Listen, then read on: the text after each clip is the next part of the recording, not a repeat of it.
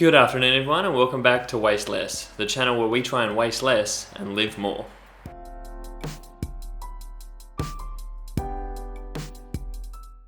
If you're new here today, then you're not the only one because this is actually our first ever video, so it's great to see you all here today. My name is Mike, and if you're wondering why I said welcome back before, well that's because I actually recorded a video yesterday that won't be published until after this one, so technically this is our first video, but it is welcome back to all you guys, so thank you for coming along here today.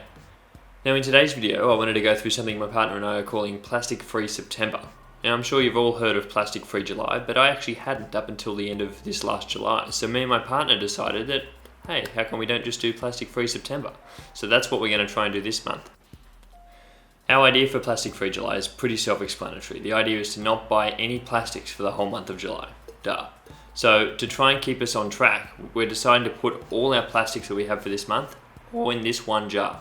So that's all our disposables in this jar.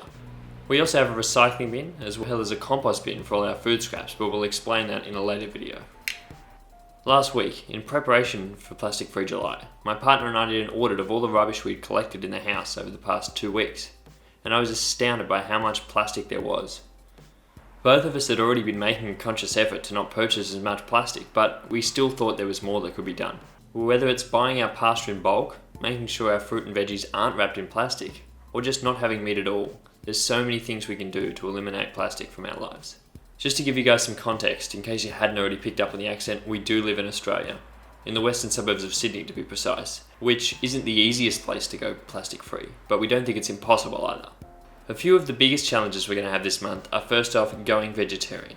We really haven't found any sort of meat products that aren't wrapped in plastic, obviously for hygiene reasons, so we're going to have to give up meat for the whole month.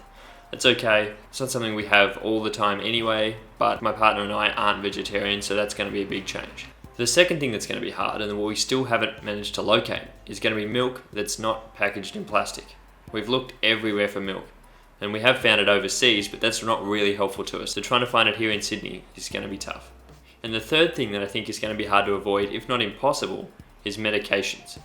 All of them come in plastic, for obvious reasons again, for sterilisation, so those probably we're not going to find anywhere else. I really wanted to make these videos to keep us accountable to you guys, and also to share all the tips and tricks and things that we come up against this month. It's not going to be easy, but it's great to have you guys along for the ride as well.